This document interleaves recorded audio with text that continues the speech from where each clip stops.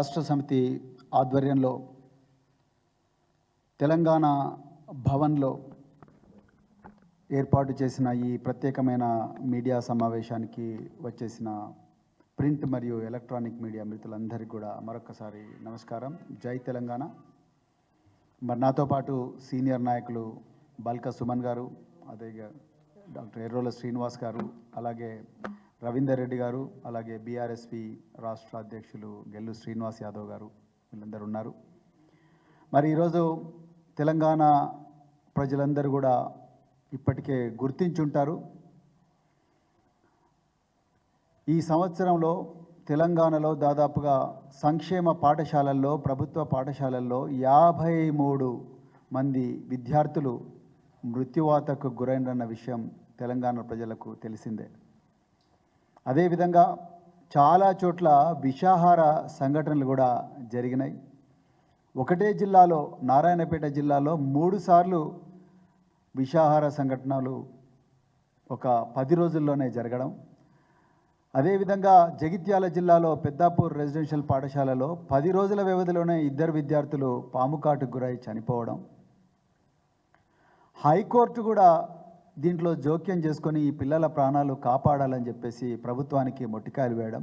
మరి ముఖ్యంగా మా అధినాయకులు తెలంగాణ తొలి ముఖ్యమంత్రి కేసీఆర్ గారి ఆదేశాల మేరకు మరి కేటీఆర్ గారు, మా వర్కింగ్ ప్రెసిడెంట్ గారు, మరి అందరూ విద్యార్థి నాయకులతో సమాలోచనలు ఏర్పాటు చేసి మాలాంటి వాళ్ళందరితో కూడా మరి మాట్లాడి మేధో మథనం చేసి నవంబర్ చివరి వారంలో ఒక సాహసోపేతమైన చరిత్రాత్మకమైన నిర్ణయం తీసుకున్నారు కేటీఆర్ గారు. ఆ నిర్ణయం ఏంటంటే, తెలంగాణలో ప్రభుత్వానికి ఏమాత్రం పట్టడం లేదు విద్యార్థుల జీవితాలు,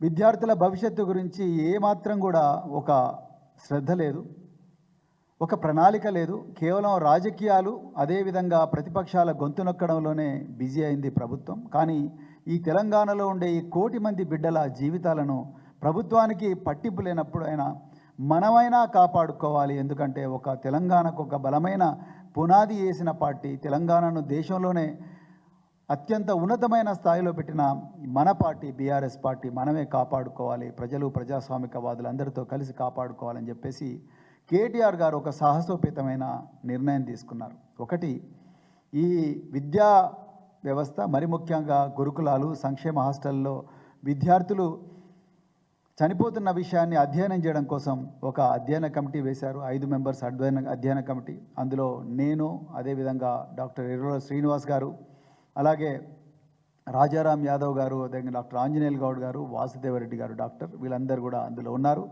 అదేవిధంగా మరి గెల్లు శ్రీనివాస్ యాదవ్ గారు, మరి బల్క సుమన్ గారు, తర్వాత ఇంకా రవీందర్ రెడ్డి గారు, వీళ్ళందరి మార్గదర్శనంలో మరి గెల్లు శ్రీనివాస్ యాదవ్ గారు ఏదైతే బీఆర్ఎస్వి ఉన్నదో ఆ బీఆర్ఎస్వి నేతృత్వంలో ప్రతి మండలంలో, ప్రతి నియోజకవర్గంలో గురుకుల పాఠశాలలు కానీ, సంక్షేమ హాస్టళ్ళు కానీ, ఎక్కడెక్కడైతే సమస్యలు ఉన్నాయో ఆ సమస్యలు అన్నీ కూడా మరి పరిశీలించి పిల్లలతో మాట్లాడి, ఉపాధ్యాయులతో మాట్లాడి, తల్లిదండ్రులతో మాట్లాడి, మిగతా గ్రామాల్లో పెద్ద మనుషులతో మాట్లాడి అసలు పిల్లలకి ఏం సమస్యలు ఉన్నాయి, ఎందుకు ఈ పిల్లలు పిట్టల్లాగా వాళ్ళ ప్రాణాలు రాలిపోతున్నాయి, ఎందుకు వాళ్ళ భవిష్యత్తు అగమ్య గోచరంగా మారింది అన్న ఒక మూలాల్లోకి వెళ్ళే పరిశోధనకు మరి గురుకుల బాట అనే కార్యక్రమానికి శ్రీకారం చుట్టిండ్రు మా కేటీఆర్ గారు.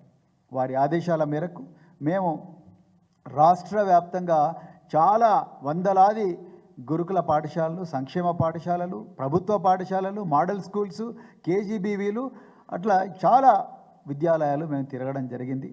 మరి ఆ విద్యాలయాలన్నీ తిరిగిన తర్వాత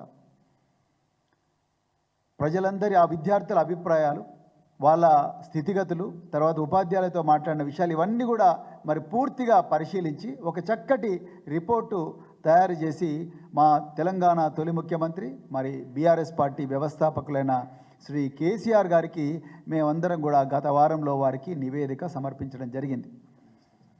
అదేవిధంగా ఇది లెజిస్లేచర్ పార్టీ మీటింగ్లో కూడా చాలా కూలంకషంగా, చాలా లోతుగా పోయి చర్చించడం జరిగింది.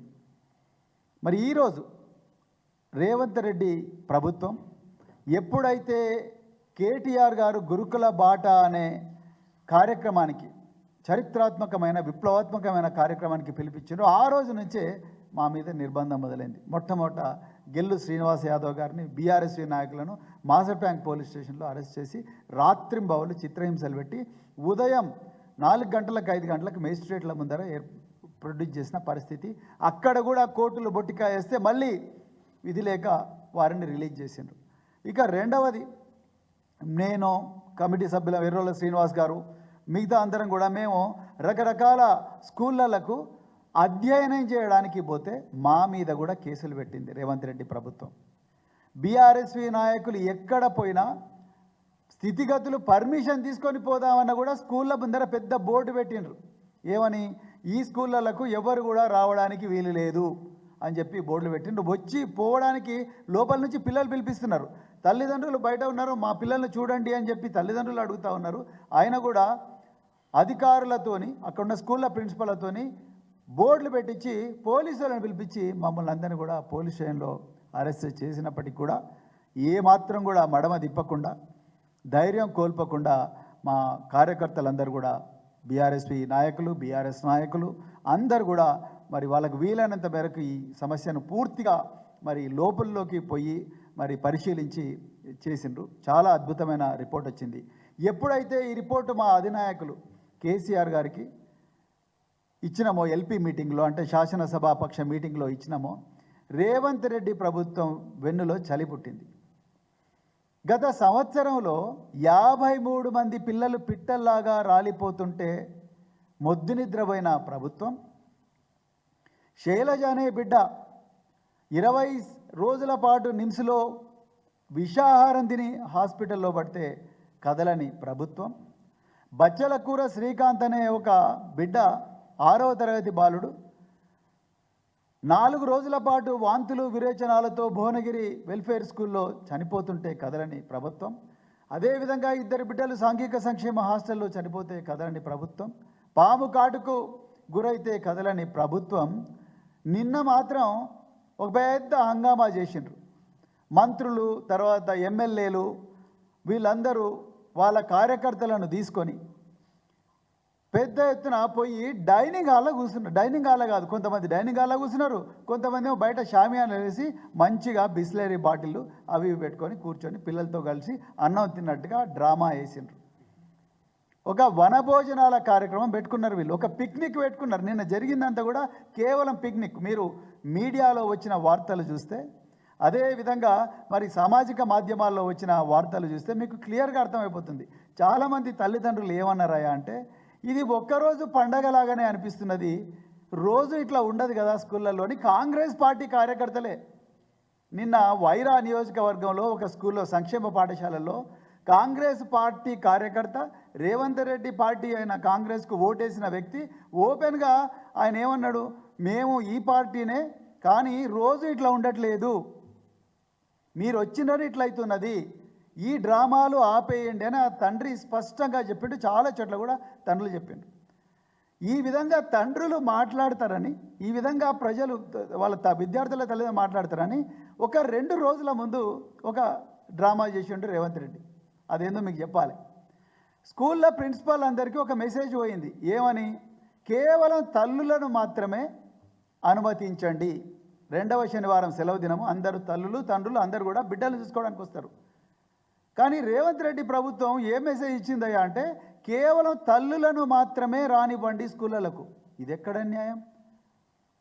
తల్లి తండ్రి ఇద్దరు కలిసి వాళ్ళ పొట్ట చించుకొని పుట్టిన బిడ్డను చూడడానికి, పరామర్శించడానికి నెలకు ఒకసారి పోతారు, 2వ శనివారం పోతారు.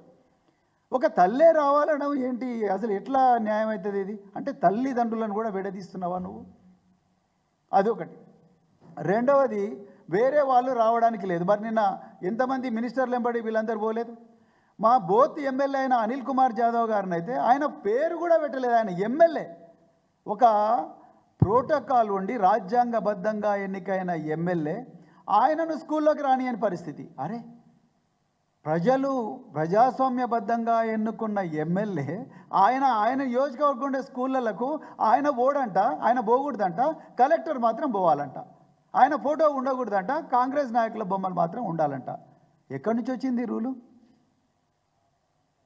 అదేవిధంగా మరి నిన్న ముఖ్యమంత్రి గారు చిలుకూరు వేయండు, మొట్టమొదటిసారిగా ఒక స్కూల్ వేయండు ముఖ్యమంత్రి గారు.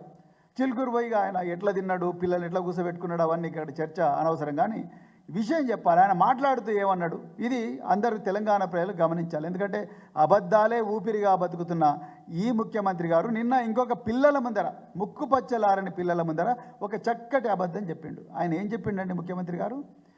గత ప్రభుత్వంలో ఏమీ జరగలేదు ఈ పిల్లలకు, గత ప్రభుత్వంలో ఎప్పుడు కూడా డైట్ ఛార్జీలు ఇవ్వలేదు, గత ప్రభుత్వంలో ఎలాంటి తిండి పెట్టలేదు, కాస్మెటిక్ ఛార్జీలు ఇవ్వలేదు, అందువల్ల ఈ గురుకులాల ప్రతిష్ట అంట పూర్తిగా మంట కలిసిందంట.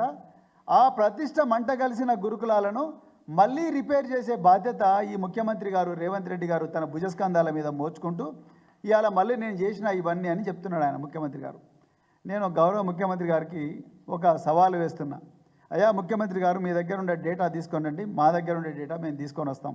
ఇద్దరం కలిసి మీరు ఏ తెలంగాణ అమరవీరుల స్తూపం ముందరైతే మా ఎమ్మెల్యేలను, మా ఎమ్మెల్సీలను వాళ్ళు రాజ్యాంగబద్ధమైన డ్యూటీకి అసెంబ్లీకి పోతుంటే అడ్డుపడి అరెస్ట్ చేసినారో, అదే అమరవీరుల స్తూపం దగ్గర అమరవీరుల ఆత్మల సాక్షిగా డిబేట్కి కూర్చుందాం రాండి.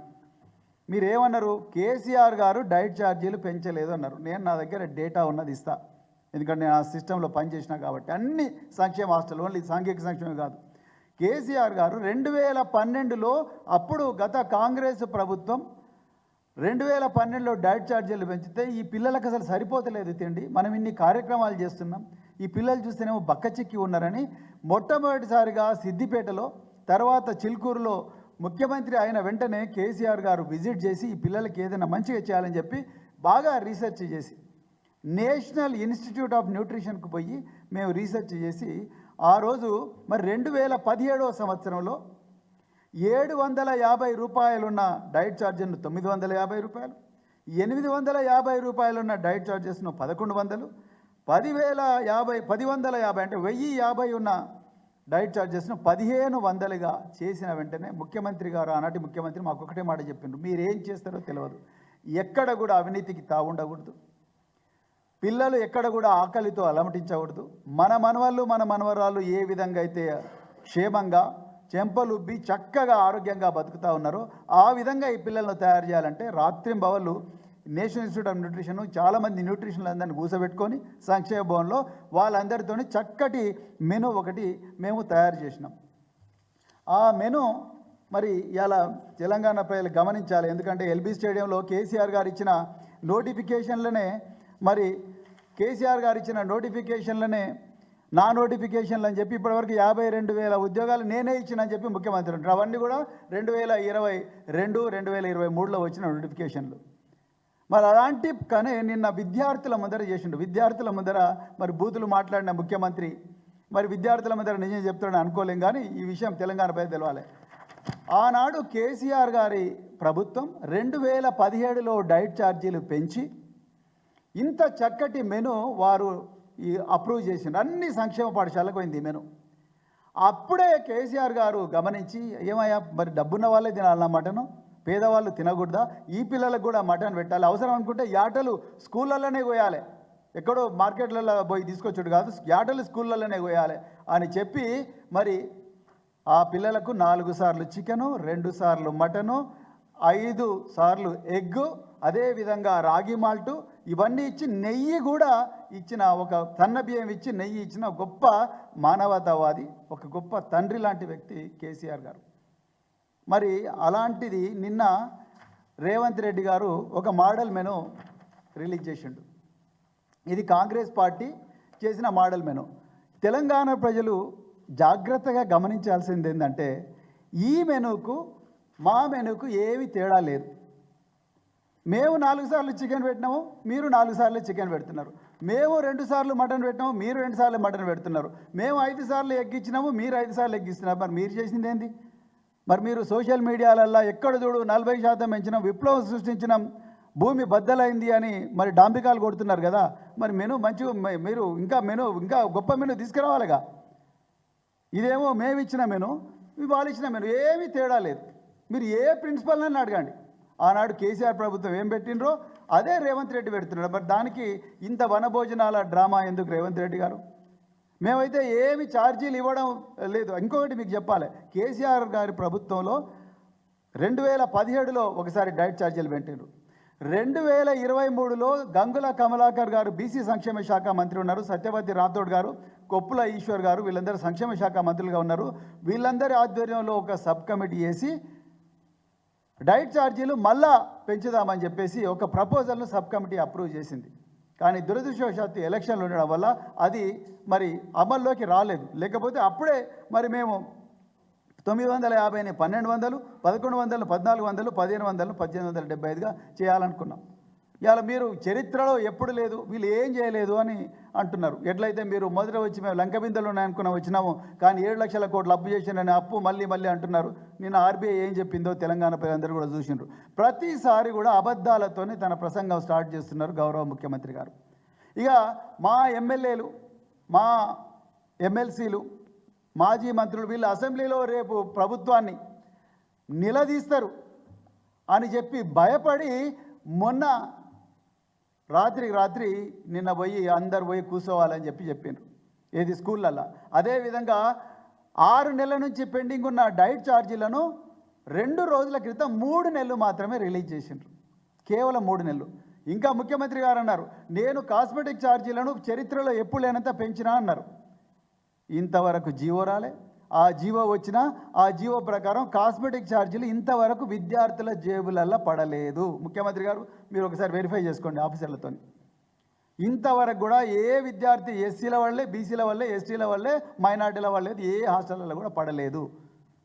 మరి ఎందుకు ఈ హంగామా చేస్తున్నారు? ఎందుకు ఈ అబద్ధాలతోని రోజు మేడలు కడతా ఉన్నారు తెలంగాణ ప్రజల ముందర? ముఖ్యమంత్రి గారే చెప్పాలి. ఇంకా మూడవది, మేము గురుకుల బాట ప్రోగ్రాంలో, డాక్టర్ ఎర్రుల శ్రీనివాస్ గారు కూడా ఇక్కడే ఉన్నారు, గురుకుల బాట ప్రోగ్రాంలో మేము ఇట్లా షామియానాలు ఏంటి కోసం మేము కూడా వచ్చి అన్నం తింటామని మేము ఎక్కడ కూడా అన్నం తినలే పిల్లలతో.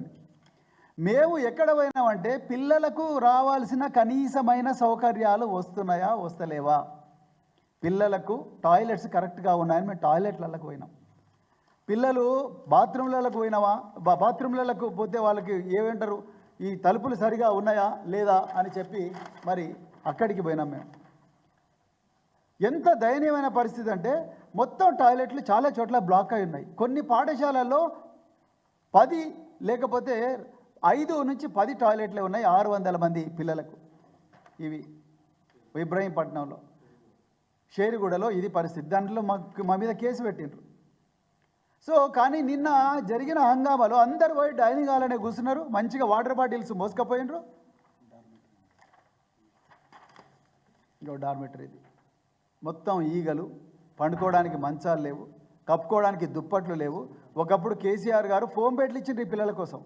ఆ ఫోమ్ బెడ్లు ఎందుకు వస్తలేవని అడిగిన మంత్రి ఒక్కరు కూడా లేరు. కేవలం పోయినరు పిల్లలతోని మెనూ, ఇది మోడల్ మెనూ అని మా మెనూనే కాపీ పేస్ట్ చేసి నిన్న పెట్టిండ్రు. మరి మీరు కొత్తగా చేసింది ఏమున్నది ప్రజలకు? కొత్తగా చేసింది ఏమున్నది విద్యార్థులకు? సో రేపు గురుకుల బాటలో, అంటే రేపు గురుకుల బాటలో సమస్యలు తెలుసుకునే ప్రయత్నం మీరు చేయలేదు కదా. గురుకుల బాటలో మేము ఏ సమస్యలనైతే మరి తీసుకొచ్చినామో ఆ సమస్యల మీద ఒక్కరు కూడా మాట్లాడకపోయారు. విషాహారం ఎందుకు వస్తుంది అనే దాని మీద మాట్లాడతలేరు. ఎందుకు మరి మంచాలు లేవు పిల్లలకని మాట్లాడతలేరు. ఎందుకు దుప్పట్లు లేవని మాట్లాడతలేరు. ఎందుకు యూనిఫామ్ లేదని మాట్లాడతలేరు. ఎందుకు బూట్లు లేవని ఒక్క మంత్రి కూడా నేను అడగలే. పిల్లలకి ఎందుకు బూట్లు లేవని, ఎందుకు పిల్లలకు సాక్స్ లేవని అడగలే. ఎందుకు పిల్లలు మరి ఘోరమైన పిల్లలకి ఏమనైతే ప్రభుత్వ హాస్పిటల్కే తీసుకుపోమంటున్నారు అధికారులు. మరి కేసీఆర్ గారు ఏం ఆలోచించారు? పిల్లల ప్రాణాలు కాపాడాలంటే ఎక్కడికన్నా ముందు పిల్లలు సజీవంగా ఉండాలి, క్షేమంగా ఉండాలని వారన్నారు. జీవోలు కూడా ఇచ్చిండ్రు. ఆ జీవో కాపీ కూడా మేము ఇచ్చినాం ప్రభుత్వానికి. అయినా కూడా ఇంతవరకు అలాంటిది ఏం జరగడం లేదు. అంటే దీని అర్థం ఏంటంటే కాంగ్రెస్ పార్టీ కేవలం డ్రామాలు చేయడానికే ఇక్కడ ఉన్నది. గత 365 రోజుల్లో 53 మంది పిల్లల ప్రాణాలు మరి పిట్టల్లాగా రాలిపోయినప్పుడు కానీ, లేకపోతే దాని తర్వాత విద్యార్థుల భవిష్యత్తు అగమ్య గోచరంగా మారినప్పుడు, లేకపోతే విద్యార్థుల కనీసమైన మౌలిక సదుపాయాలు లేనప్పుడు వాటి గురించి మాట్లాడాల్సిన మంత్రులు, ఎమ్మెల్యేలు ఇవాళ ఘోరంగా మరి ఒక్కరోజు పోయి ఏదో హంగామా చేసి మేమంతా పెడుతున్నామని చెప్పే ప్రయత్నం చేసిండ్రు. కాపీ పేస్ట్, గత ప్రభుత్వం చేసిన కార్యక్రమాలనే మళ్ళీ కాపీ పేస్ట్ చేసి మళ్ళీ మేము ఏదో కొత్త మెనూ పెడుతున్నాం, సంపూర్ణ మెనూ అంటున్నారు. సంపూర్ణ మెనూ 2017లోనే కేసీఆర్ గారు డిజైన్ చేసి విద్యార్థులకు ఇచ్చిన. అందుకొరకు ఈరోజు చాలా విద్యార్థులు మరి చాలా క్షేమంగా ఉన్నారు. ఇంకా ముఖ్యమంత్రి గారికి ఇంకో విషయం కూడా చెప్పాలి. అయ్యా ముఖ్యమంత్రి గారు, నిన్న మేము చిలుకలు పోయినరు, ఆ చిలుకూరు పోతే విద్యార్థులు సంగీత కళాశాల విద్యార్థులు చాలా చక్కగా మీ ముందర మరి తబలా అవన్నీ కూడా చేసిండ్రు. అది కేసీఆర్ గారి ఆలోచన. దయచేసి మీరు అక్నాలెడ్జ్ చేస్తే బాగుంటుండే. మీరు మరి తెలంగాణ సోకాళ్ళు కాంగ్రెస్ తల్లిని తెలంగాణ తల్లి అని చెప్పి విగ్రహ కార్యక్రమం అసెంబ్లీలో ఇచ్చిన స్పీచ్ మేమందరం విన్నాము. ఒక్క సెకండ్ కూడా మీరు తెలంగాణ ఆవిర్భావానికి కారకులైన తెలంగాణ ఆవిర్భావానికి మరి వీరోచిత పోరాటం చేసి ప్రాణత్యాగానికి సిద్ధపడ్డ కేసీఆర్ గారి పేరు చెప్పలేదు. కానీ ఆ కేసీఆర్ గారు ముఖ్యమంత్రి అయిన తర్వాత సామాజిక న్యాయం గురించి ఆలోచించి ఈ బిడ్డల్లో కూడా సినిమా యాక్టర్లు కావాలి, ఈ బిడ్డల్లో కూడా ఒక ఎస్పి బాలసుబ్రహ్మణ్యమో ఒక సుశీలనో ఒక చిత్రనో లేకపోతే ఒక శ్రేయా ఘోషలో కావాలని చెప్పి వాళ్ళందరికీ రకరకాల కళలు నేర్పించే ఒక గొప్ప పాఠశాలను, ఒక ప్రైవేటు కాలేజీ తీసుకొని దాంట్లో పాఠశాలను పెట్టిండు. అదే మల్కాజ్గిరి సాంఘిక సంక్షేమ కళాశాల. మరి దాన్ని ప్రొడక్ట్సే నిన్న మీ ముందర చేసిండ్రు. మరి మీరు ఆ పిల్లల్ని అడిగినరో లేదో తెలియదు. అదేవిధంగా సైనిక కళాశాల కూడా మరి కేసీఆర్ గారు మహిళల కోసం ప్రత్యేకంగా దేశంలో ఎక్కడ లేని విధంగా పెట్టిండ్రు. దాన్ని క్లోజ్ చేసే కుట్రలు కూడా జరుగుతూ ఉన్నాయని చెప్పేసి మా దృష్టికి వస్తూ ఉన్నది. మరి ఇవన్నీ కూడా సమస్యలు ఉన్నాయి. కానీ ఇవాళ మంత్రులందరూ కూడా నిన్న నిద్రలేచి స్కూళ్ళకు పోయినారంటే it is only because of KTR గారు డిజైన్ చేసిన గురుకుల బాటనే అని చెప్పే విషయం మాత్రం తెలంగాణ ప్రజలందరూ కూడా గుర్తించిండ్రు. మరి తెలంగాణ ప్రజలందరూ కూడా హృదయపూర్వక ధన్యవాదాలు చెప్తూ ఇప్పుడు మరి మా సీనియర్ నాయకులు సుమన్ గారు